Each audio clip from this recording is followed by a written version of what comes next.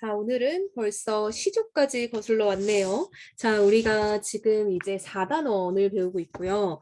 4단원에서 가장 이제 중점적으로 나오는 게 한국 문학의 역사다 보니까 우리가 이렇게 고전 시가를 지금 갈래별로 하나씩 배우고 있었어요. 선생님 이제 앞에서부터 삼국시대라는 게 있었죠. 그리고 이런 삼국시대를 통일한 신라가 들어오고요.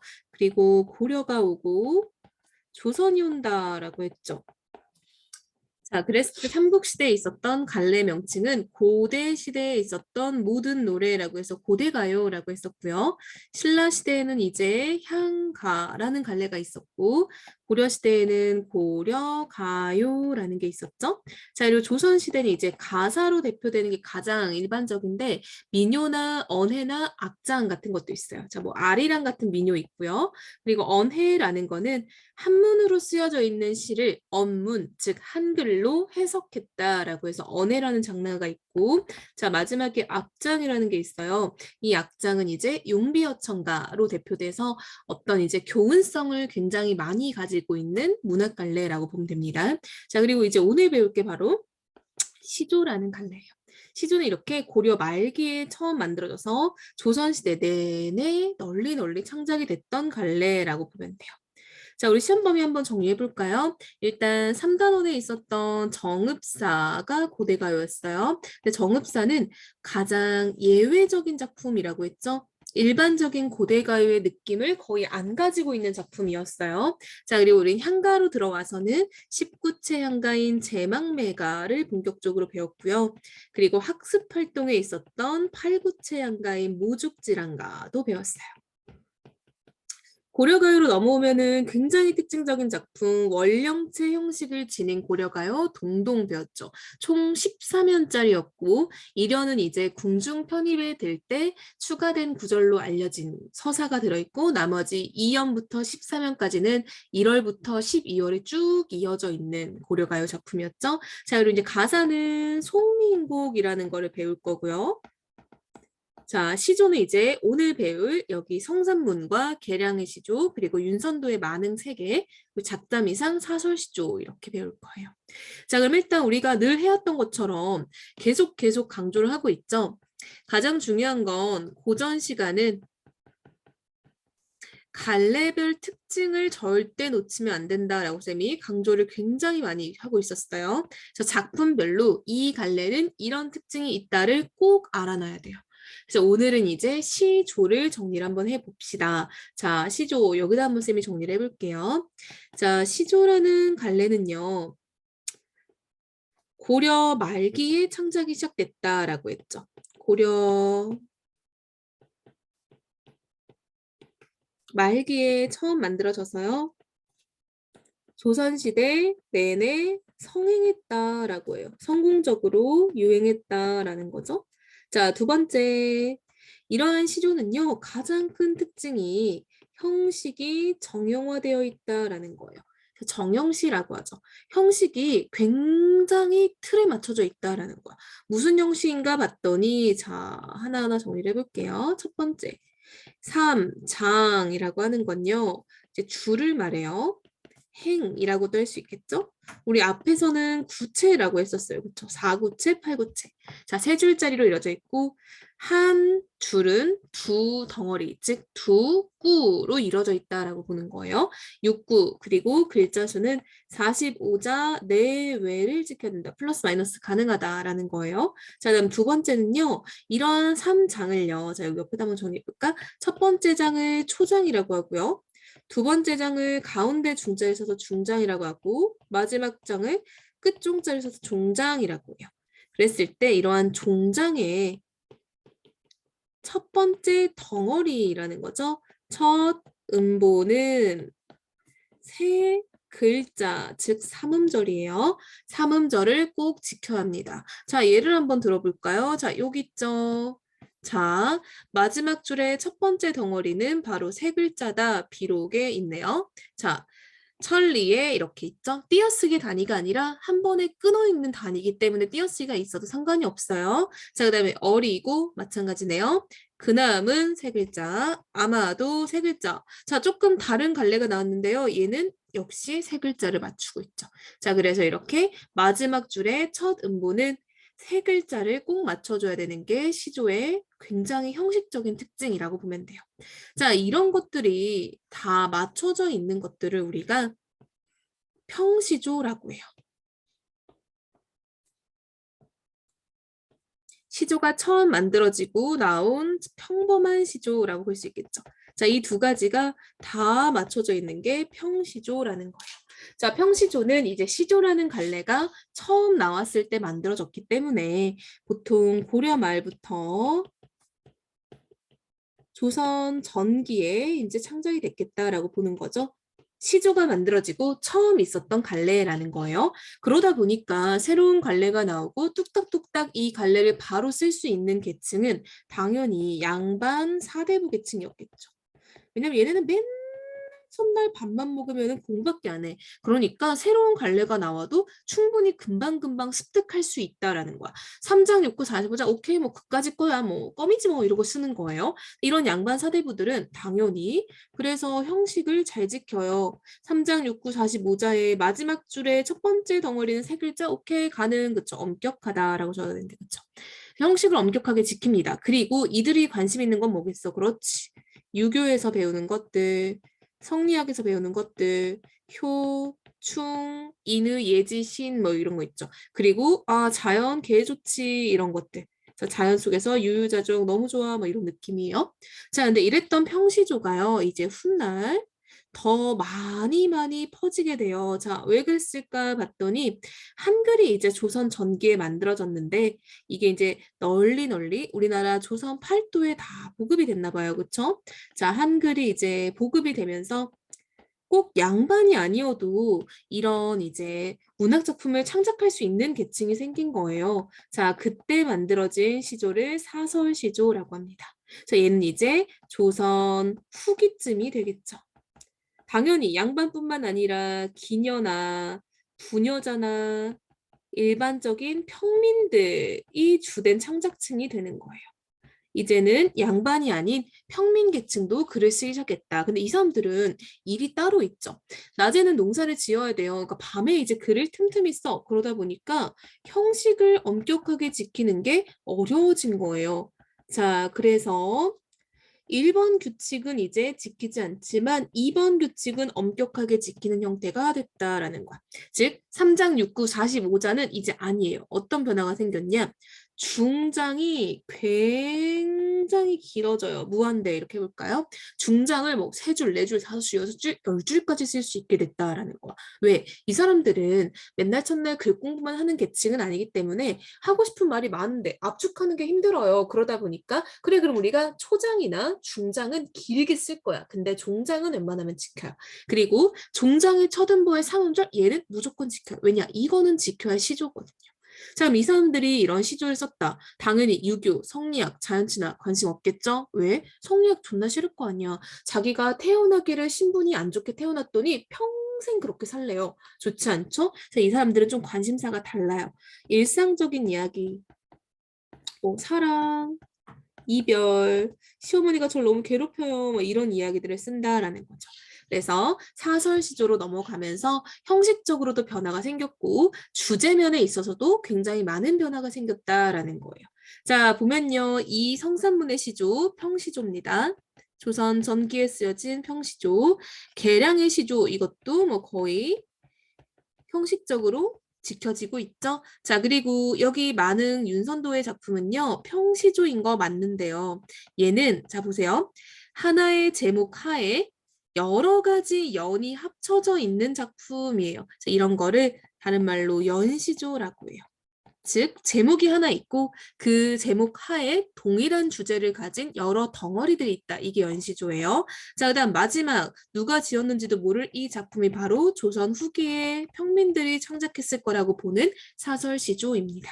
자, 여기 앞에 있는 평시조들은 제목이 없죠. 자, 원래는 시조는 제목이 거의 없습니다. 제목이 따로 없어요. 연시조들만 있어요.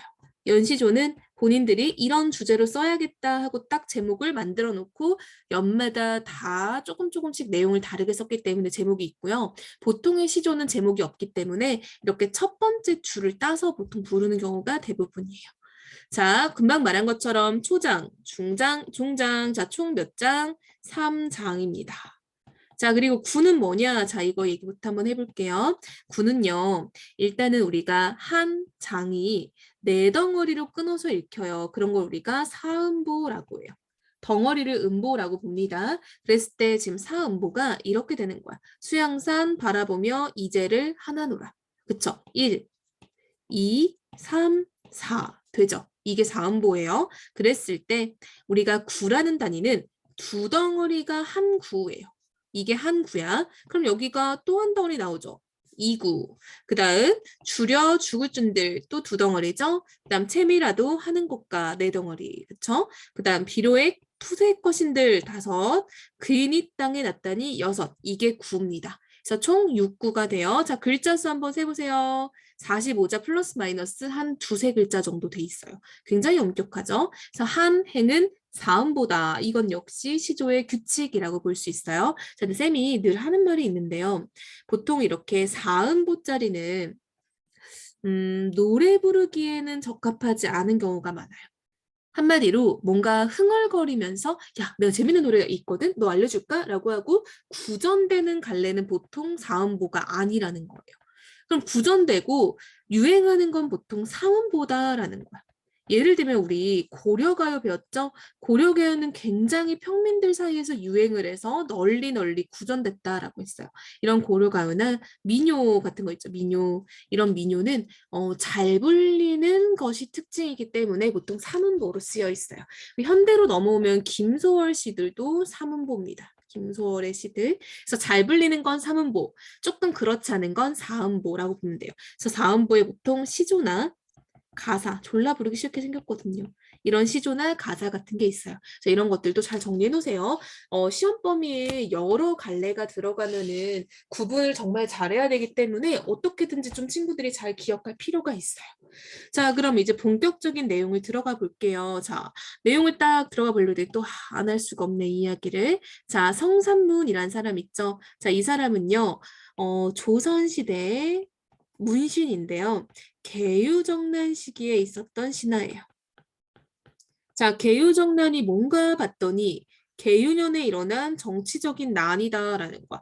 정치적인 난을 누가 일으켰을까? 자, 여기에 바로 나오는 주인공이 수양대군이에요. 자, 일단 좀 정리를 해보자면 문종이라는 왕이 있었어요. 태정태세 문단세의 문이죠. 이 문종의 동생이 수양대군이에요. 수양대군. 들어봤죠? 우리가 보통 왕이 못된 이제 왕자들을 대군이라고 불렀었어요. 그랬는데 이 문종과 수양대군의 아버지는 누구냐? 태정태세 문단세죠. 자, 그 세가 뭐겠어? 태정태세의 세는 세종이죠. 그래서 아버지가 세종대왕이야. 그쵸? 대단하죠? 대왕님이잖아요. 세종시대에 이제 문종이라는 첫째 아들, 그리고 수양대군은 첫째는 아니었겠죠. 이제 또 다른 아들이었어요. 그래서 문종이 이제 왕위에 올랐는데 아빠 다음으로 이 문종이 너무 몸이 약한 거예요. 그래서 문종이 이제 좀 아들이 어렸을 때부터 시름시름 앓다가 이 아들인 단종이 6살 때부터 세자였다는 거지. 한마디로 아빠가 이제 좀 왕위를 오랫동안 지키기가 힘들 것 같아서 이 단종이 아주 어린 시절부터 세자 교육을 받은 거예요. 그러다가 내가 알기로 제가 뭐 역사쌤은 아니니까요. 12살쯤에 이제 즉위를 했다라고요. 굉장히 어리죠. 그랬더니 수양대군 입장에서는 아니 뭐 저 애송이가 뭘 한다고 지금 왕위에 올랐나. 우리 아버지가 그렇게 열심히 닦아놓은 조선인데 저깟 애송이가 12살 잼민이가 과연 정치를 잘할 수 있을까라고 삼촌이죠. 삼촌이 조카에게 약간 이제 의심의 눈길을 보낸 거예요. 그랬던 와중에 이제 수양대군 옆에서 부추기는 사람들도 있었겠죠. 자, 이 수양대군 옆에서 아마 한명회, 신숙주 이런 사람들이 이제 부추긴 거예요. 너도 세종대왕님 아들인데 평생을 이따위로 살 거냐? 너무 간지가 안 나지 않냐? 뭐 이렇게 부추긴 거죠. 수양대왕은 심지어 정치를 되게 잘했다고 해요. 그래서 약간 좀 백성들한테 나름 신뢰를 받는 왕자였다는 거지. 그랬던 와중에 이렇게 어린 조카가 왕에 올라 마음에 안 들어. 그래서 일으킨 게 계윤원의 정치적인 난을 일으켜요. 자, 무슨 난을 일으켰어? 조카를 폐위시키고 본인이 왕위에 오르는 거예요. 그래서 이 수양대군이 이제 훗날 태정태세 문단 세저 이 세인 세조가 됩니다. 본인이 이제 스스로 단종을 폐위시키고 삼촌인 자신이 왕위에 오르게 돼요. 이거를 계유정난이라고 해요. 그랬을 때 이제 이 단종의 편에 서서 이 단종을 지키기 위해서 굉장히 노력했던 신하들이 있어요. 그 신하들이 이제 굉장히 노력했는데 이제 목숨은 건진 신하들 생육신 그리고 노력하는 그 와중에 목숨을 이제 잃게 된 사육신이 있었다는 거죠.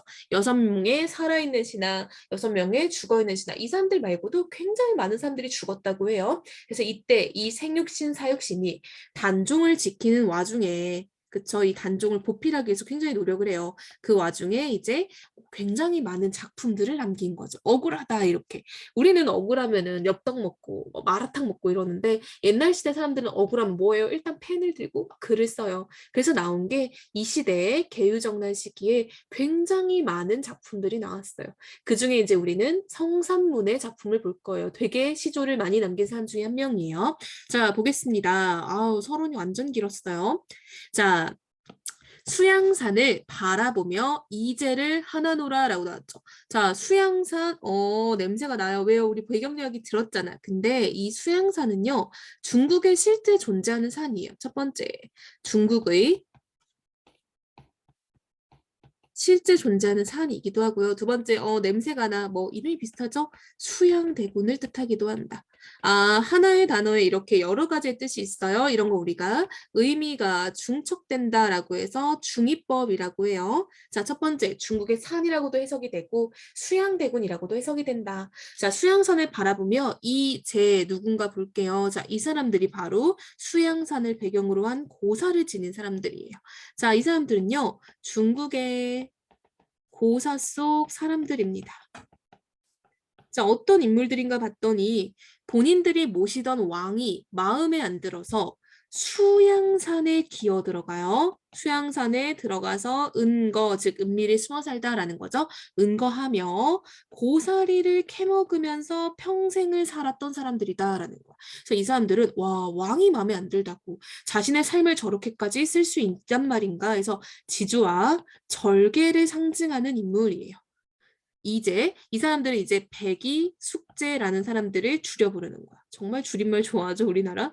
자, 백이 숙제는 수양산의 은거에서 왕을 반대하며 고사리를 캐먹었던 지조 있고 절개 있는 사람들이에요. 근데 성산문, 이 화자는요, 이 사람들을 한탄하겠대요. 한마디로 마음에 안 든다는 거야. 난 이 사람들 아닌 것 같아. 왜요? 자, 굶주려 죽을 찐들, 굶다라는 말이에요. 굶주려 죽을 찐들, 즉 죽더라도 채미는 채집하다, 고사리를 이런 말이에요.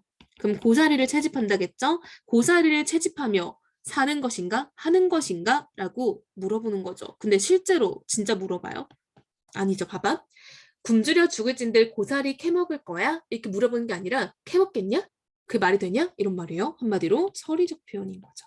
즉 화자는 뭐 하겠다는 거야? 절대 안 먹겠다는 거예요. 절대 고사리 안 먹어 이런 말이에요. 왜? 비록 자 이거 상음절이죠? 푸셋 것인지 이 푸셋이라는 게 풀떼기 말하는 거야. 푸성기, 풀떼기예요. 비록 풀떼기일지라도 이런 말인 거야. 풀떼기일지라도 그게 뭐? 고사리겠죠? 고사리 말하는 거죠. 고사리가 누구 땅에 났냐? 이거예요. 비록 그게 풀떼기일지라도 그게 누구 땅에 났냐? 누구 땅? 니들이 싫어하는 그 왕의 땅이다 라는 거지. 한마디로 지금 성산문이라는 화자는 무슨 말을 하고 있는 거야? 나는 백의 숙제? 그 사람들 아니라고 봐. 왜? 이 사람은 더 큰 의지를 가졌다라는 거야. 나는 더 큰 의지를 가지고 수양대군이 통치하는 이 모든 땅, 즉 조선 팔도겠죠. 수양대군의 땅에서 나는 모든 것은 다 보이콧하겠다라는 거야. 한마디로 나는 그 풀떼기 하나라도 절대 안 받겠다 이런 말인 거예요. 그렇기 때문에 백이숙제? 나는 깔 거야 이 말인 거예요. 비판의 대상이라고 본다는 거죠. 나는 이 사람도 더 대단할 거거든 이런 말인 거예요. 그래서 보통의 백의숙제는 굉장히 지주와 절개를 지켰다라는 게 일반적인 평가예요. 일반적 평가. 근데 지금 이 화자는 그 사람들조차 나보단 아니야 라고 오히려 본인이 더 큰 의지를 지녔다라는 거를 지금 비교를 통해 표현하고 있는 거죠. 나는 백의숙제보다 더 잘할 거다. 이렇게 말을 하는 거예요. 그래서 본인의 지주와 절개를 강조하는 거죠. 실제로 성산문은 죽는 그날까지 녹봉이라고 하죠. 옛날 시대 이제 이 신하들이 공무원인 거잖아요. 한마디로 공무원 월급이야 녹봉이. 근데 그 녹봉을 한 톤도 안 썼대요. 한 톨도. 그러니까 수양대군이 통치하던 그 시절에는 절대로 안 받았었다라는 거야. 됐나요? 자, 그 다음 두 번째 시조 볼게요. 이건 좀 쉽습니다. 이화우 배 이자 꽃 화자 비 우자죠. 배꽃비가 있어요. 한마디로 비가 내릴 때 이제 꽃이 떨어지는 거 말하는 거죠. 벚꽃 이제 다 떨어질 거예요. 내일 비 온다 했단 말이죠. 자, 그럼 봐봐. 이화우가 흩뿌릴째라는 거는 꽃이 펴서 지금 비가 내리고 있다라는 거예요. 꽃은 언제 펴요? 관습적으로. 그렇지. 봄에 펴요. 계절적 배경으로 봄이죠. 울며 잡고 이별을 했대요. 아하, 시적 화자는 어떤 상황? 이별의 상황이에요. 시적 상황. 이별을 했는데요. 추풍 낙엽에 저도 날 생각할까라고 해서 낙엽은 언제 떨어져? 그렇지, 여기 지금 힌트도 나왔어요. 가을 바람에 떨어지는 낙엽인 거지. 봄에서 가을로 뭐가 됐어? 그렇지, 시간의 흐름에 따라 시상을 전제하고 있네요. 시간의 흐름, 시간의 경과가 드러났어요. 그러니까 나는 봄에 헤어졌지만 가을에도 님을 생각하는 거지. 왜? 이 사람 보고 지금 낙엽이 질 때 나를 생각할까? 라고 궁금해하고 있잖아요. 그쵸? 그럼 화자는 가을에도 님 생각을 한다라는 거지. 화자는 여전히 님 생각을 해요. 그러니까 님도 나를 생각할까? 궁금한 거죠. 천리라는 게 우리가 보통 1, 2가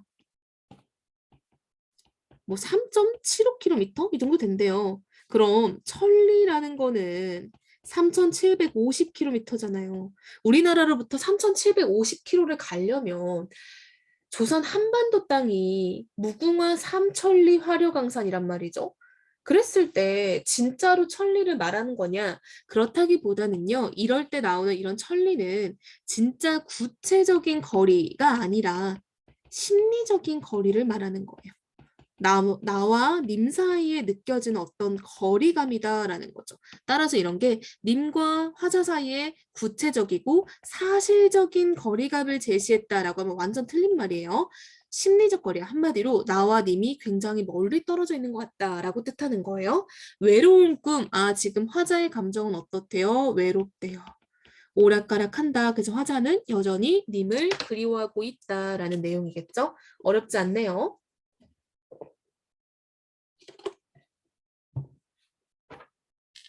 자, 이어서 다음 장 가볼게요. 자, 만흥이라고 얘는 제목이 정해져 있어. 그렇지. 왜요? 연시조니까 흥이 가득할 만자예요. 가득하다 이런 말이야. 자, 이렇게 봐봐. 이름이 남을 정도라면 굉장한 양반인 거예요. 양반이 아니면 이름 남기 쉽지 않단 말이죠. 즉, 흥이 가득해. 양반이 무슨 수로? 자연 친화했구나 이런 말이야. 자연 속에서 흥이 가득하다. 그럼 이런 거 제목 그냥 주제 딱 보면 아는 거죠. 자연 친화다라는 거야. 자, 자연 친화를 어떻게 표현하는지 한번 볼게요. 산수간 바위 아래 띠집을 짓노라 하니. 자, 산과 물이에요. 사이에 바위 아래에 띠집이라는 건 초가집입니다. 을 지었대요. 자, 보니까 딱 봐도 벌써 느낌이 와요. 뭐 산과 물, 바위 이런 거 다 뭐라고 해? 그렇지. 이런 거 합치면은 다 안 예쁘게 됐네. 이런 거를 우리가 자연물이라고 하죠. 즉 얘네들은 다 자연을 뜻하는 거예요. 한마디로 자연 속에 초가집을 지었대요. 자, 초가집은요. 양반인데 초가집 으리으리해? 아니죠. 완전 소박해. 자연 속에 소박한 거, 이런 거 뭐야? 자, 이럴 때 나오는 사자성어들 있죠? 안분지족. 나는 가난하지만 만족해, 편안해. 안빈낙도. 나는 가난하지만 만족해, 편안해. 이런 말 나오죠? 안분지족, 안빈낙도. 자, 잘 볼게요. 그 다음 장. 그 못을 자, 뭘 모르냐면 그 뜻을 모르는 나의 어떤 뜻이겠죠? 그 뜻을 모르는 남들은 웃는데요. 어떻게 웃냐면요. 비웃는 거예요. 좋게 웃는 게 아니라. 한마디로 내가 양반씩이나 됐는데 자연 아래 초가집을 지으면 에게 윤선도 그것밖에 안 돼? 거지야? 걔 평생 뭐 했어? 이렇게 남들이 비웃는다라는 거예요. 즉 한마디로 그걸 모르는 남들은 비웃는다, 즉 좋은 시어가 아니라는 거예요. 세모라는 거죠. 부정적인 거야. 즉 나와는 반대되는 사람들이다라는 거야. 화자와 가치가 다른 사람들이에요. 어리고, 자, 이 어리고 작년에 중세국어 때 배웠죠? 나이가 어리다가 아니라 어리석다예요. 캬암이라는 거는 시골뜨기예요. 한마디로 어리석은 시골뜨기 뜻에는, 자, 이거는 본인을 지칭하는 말이에요. 화자 스스로를 지칭하는 거야. 자신을 어리석은 시골뜨기래요. 윤선소가 설마 어리석겠어요? 그쵸? 이건 뭐야? 본인을 겸손하게 표현했다라는 거예요. 자기 스스로를 낮춰서 표현하는 거야. 이런 거 우리가 겸양어법이라고 해요. 스스로 낮추는 거를. 어리석은 시골뜨기 뜻에는 내 분수에 맞다라는 거야. 한마디로 나는 이 정도 좋아라는 거야. 자연 친화죠? 나는 자연 속에 초가집 짓고 사는 거 완전 좋아 이런 말이에요. 자, 그 다음 볼게요. 보리밭 풋나물을 알맞춰 먹은 뒤에. 자, 보리밭에 풋나물, 뭐야? 그냥 그 산에서 나는 풀떼기 나물이에요. 솔직히 말하면 이런 보리밥 풋나물을 우리 친구들 매일매일 존맛 맛있어라고 먹진 않죠. 즉 굉장히 소박한 음식들이에요. 고기가 하나도 없잖아. 그치? 이런 소박한 음식을 알맞춰 먹은 후에 바위 끝 물가 딱 봐도 뭡니까? 역시 또 자연이죠. 바위 끝에 물가에서 논대요. 자연 그쵸? 슬카지라는 말은 고전 시가에 많이 나와요. 실컷 논이노라. 그 남은 그 밖의 이렇게 해석하면 돼요. 그 밖에 남은 일이야. 부러울 줄이 있겠냐? 뭐야? 부럽겠냐? 하나도 안 부럽다. 무슨 법? 서리법이라는 거 알 수 있겠죠. 즉, 보세요. 내 일은 오로지 이거라는 거야. 그냥 소박한 음식 먹고 자연 속에서 노는 것. 이것이 바로 나의 일이라는 거야. 나의 일 굉장히 자연 친화하고 소박한 일이죠. 이거 외에 다른 일이라는 거는 내가 관심을 두지 않는 일이겠죠. 그 밖에 다른 일들, 즉 다 뭐다? 이런 거 속세일이다라는 거야. 이런 거 나 관심 없어. 세모라는 거죠. 지금 대립적인 시어가 나오고 있어요. 그쵸? 자연에서의 삶과 속세에서의 삶을 대립적으로 표현하고 있죠. 서리법으로 부럽겠냐? 하나도 안 부럽거든? 이렇게 말하는 거예요. 자, 그다음 사수. 이거는 별표입니다. 얘는 해석이 좀 까다로워서 정말 잘 봐야 돼요. 자, 누군가 30보다 낫다 하더니, 자, 30은요, 굉장히 높은 벼슬이에요. 영의정, 좌의정, 우의정 이 정도 되는 높은 벼슬이에요. 자, 도군이라는 말은 뭐뭐 보다라는 비교부사격 조사예요.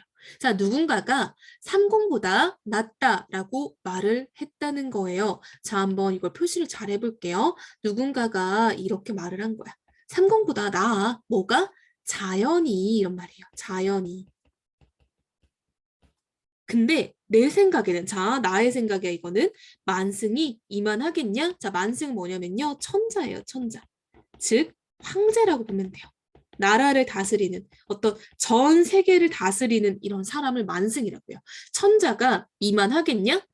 이건 무슨 뜻이야? 이만하지 않다라는 거지. 서리법이죠. 자, 천자가 뭔 말이냐? 자연만 하겠냐? 이 말인 거예요. 천자가 자연만 하겠냐? 한마디로 뭐가 더 좋다는 거야? 자연이 더 좋다는 거예요. 자, 이거를 쌤이 조금 쉽게 이해할 수 있도록 도식화를 해볼게요. 화자랑 어떤 사람이 서로 대화를 나누는 거예요. 자, 누군가가 이렇게 말했어요. 자연이 삼궁보다 나은 것 같아 라고 말을 한 거예요. 그랬더니 화자가 뭐라고 해요? 야, 삼공 장난해? 내가 봤을 때는 자연이 만승보다 나아라는 거야.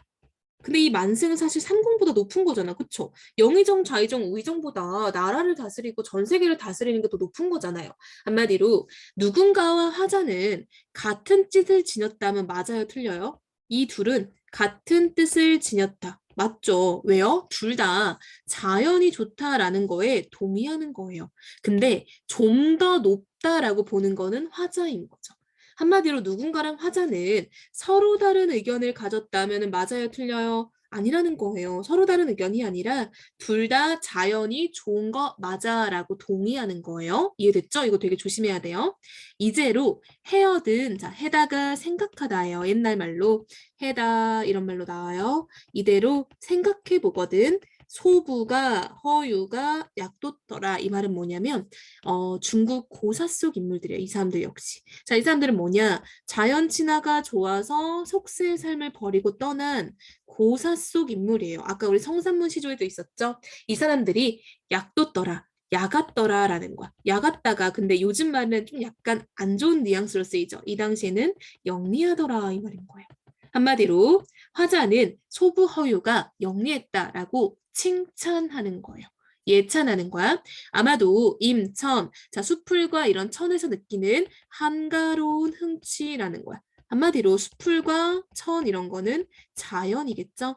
자연 속에 한가로운 흥취는 비기다, 비교하다 이 말이에요. 비교할 곳이 없다라고 해서 지금 마지막 줄은 비교급을 쓰고 있는데 비교 표현으로 최상급을 표현하고 있는 거죠. 비교할 데가 하나도 없어. 누가 최고야?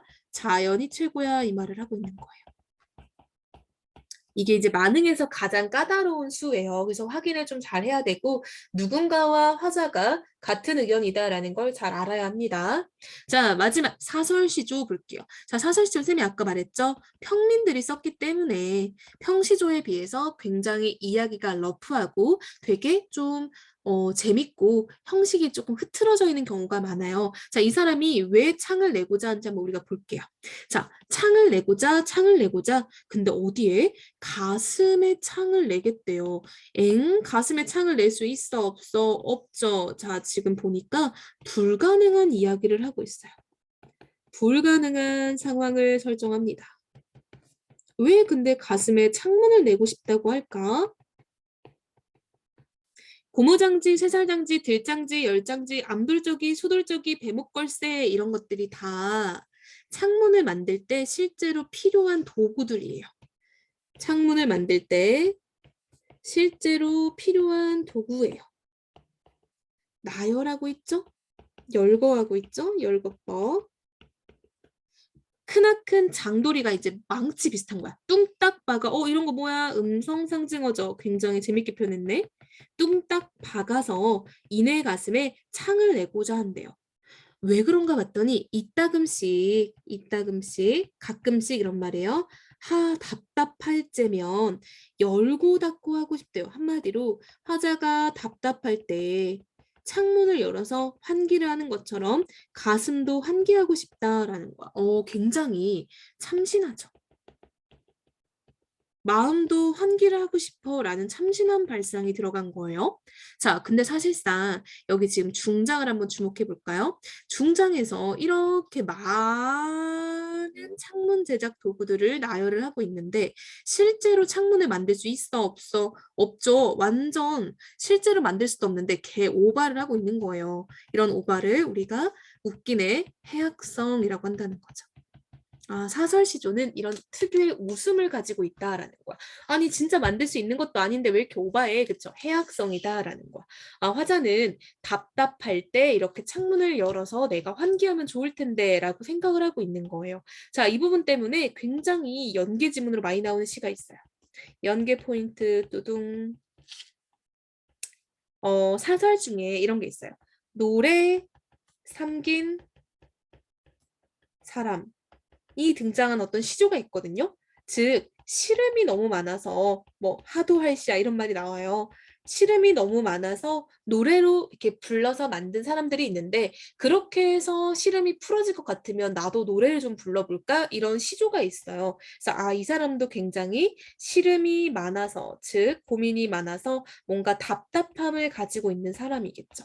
근데 이 사람은 '노래를 불러서 그걸 해소할 수 있을까?'를 지금 고민하고 있는 거고 이 사람은 시름이 많죠. 그쵸. 답답해요. 답답한데 '내가 그럴 때 창문을 만들면 어떨까?'라고 해서 시름을 대처하는 어떤 이 평민들의 웃음기 있는 시조다라고 해서 두 개가 굉장히 엮어서 많이 나옵니다. 그래서 연계지문 문제로 많이 나올 거니까 잘 볼게요. 자, 그리고 하나 더 볼 게 있는데요. 자, 여기에 보면요. 창내고자, 창내고자, 가슴에 창을 내고자라고 반복이 되게 많죠. 이런 거를 창내고자, 창내고자, 창내고자 같은 말이고요. 이내 가슴에 다른 말이죠. B라고 해서 A, A, B, A 구조라고 해요. 한마디로 같은 말이 반복되는 구조 속에 어떤 다른 말이 하나 끼어 있는 것을 우리가 AABA 구조라고 한다는 거죠. 자, 그리고 전반적으로 반복이 굉장히 많아요. 자, 반복은요. 강조와 운율 형성하는 역할을 하죠. 자, 뭘 강조하는 거야? 답답함을 해소하고 싶다라는 마음을 강조하는 거죠. 그래서 평민의 기발한 발상이 들어있다라고 해서 마지막 시조 정리하면 되겠네요. 자, 학습 활동을 봤더니 따로 작품이 뭐 있지는 않은 것 같아요. 그래서 학습 활동을 잘 채워보면 좋을 것 같습니다. 자, 일단은 쌤이 아까 강조한 것처럼 이렇게 고전 시간은 갈래별 특징이 굉장히 중요하기 때문에 이 갈래별 특징을 정리를 잘하자라는 거죠. 그리고 지금 전체 시험 범위에 들어있는 이 모든 갈래 잘 정리를 해야겠죠.